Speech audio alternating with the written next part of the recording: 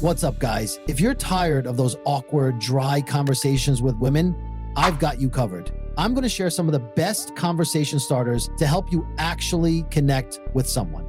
Now, the key thing to remember when you're getting to know someone, whether you're texting or talking in person, is that you need to establish some kind of connection. Show some genuine interest. By the way, texting is not the primary way to build attraction. It's more for logistics, for setting things up. You shouldn't be trying to win someone over solely through text messages. Getting to know her. These conversation starters work great both in person and over text. First off, you want to learn about her. Ask her about herself. People generally enjoy talking about themselves, even if they don't always show it.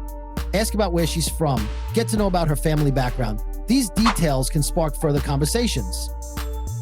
For example, let's say you ask a girl where she went to school, and she says, River Ridge High. You could say something like, River Ridge High, I've heard some interesting stories about that place. Even if you don't know anything specific, this is a lighthearted way to tease her, but you want to be careful not to make her uncomfortable or offend her. Don't say something like, I heard everyone from River Ridge High is stuck up. That's not the way to go. The point is to ask questions and find ways to build upon what she tells you, whether she's talking about her family, her background, her hobbies, or anything else. Dreams and aspirations. Moving on to a related area, ask her about things she's always wanted to do, but hasn't had the chance to yet. Or if she had a day to do 3 things or visit 3 places, where would she go? What would she do? These questions not only help you understand who she is as a person, but they can also give you ideas for future dates, trips, or activities if things progress that way. Even if they don't, it still gives you something engaging to talk about. You might discover shared interests or dreams. Maybe you both dream of going to Hawaii. You could even joke about saving up together and taking a trip there someday. The point is to discover her interests and aspirations. It's simple. Love languages. One of my personal favorites is asking about love languages. How does she like to receive love?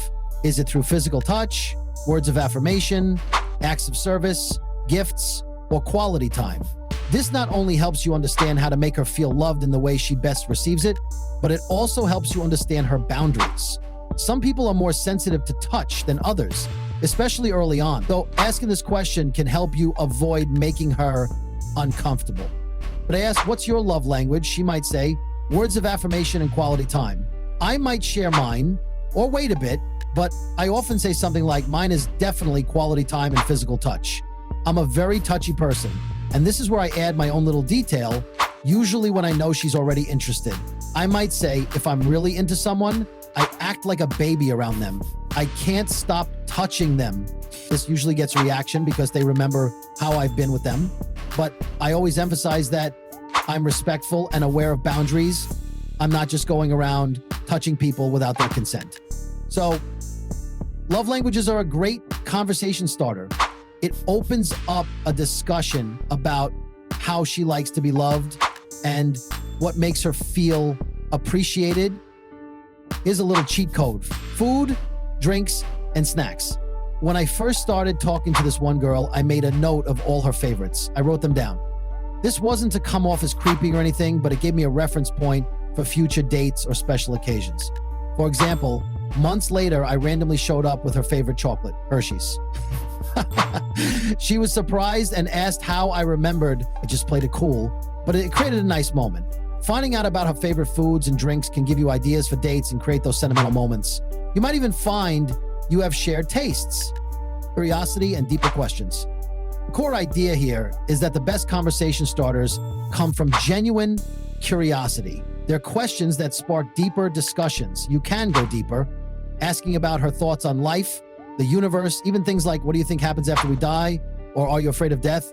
But I wouldn't start with those until you've built some rapport, because you don't want to come off as morbid or creepy. You could talk about biggest fears in general. You could even share one of your own fears and how you've dealt with it. The point is to ask her opinion and engage in meaningful conversation. Natural progression. As you get closer to someone, you won't need these conversation starters as much. You'll simply be a part of each other's lives. There will be times when you're just comfortable being together without constantly talking. I remember times with my ex where we just sit together for hours, not saying much, just enjoying each other's company. So don't put too much pressure on yourself. Conversation starters are just talking points, gateways to getting to know someone better. So you don't need them with your family, right? It's just a natural connection, compatibility. One important thing to remember is that you won't be compatible with everyone. Some people just don't have the same energy as you. If someone is always negative or doesn't open up, it might not be a good fit. Likewise, if someone never lets you get a word in edgewise, it's not going to work. We're all compatible with certain people. So if it doesn't work out with someone, that's okay. Life goes on. If this helps, great. If not, I'll keep providing more advice. Feel free to comment with your own experiences or scenarios you need help with. I'll do my best to help you out. The main thing is to focus on getting to know people, communicating genuine interest, and establishing a connection. Not every conversation is going to be like a scene from a movie. Just relax, get to know the person, and you'll be fine. And remember, it's okay to end a conversation if it's going nowhere. You don't need to make a big announcement.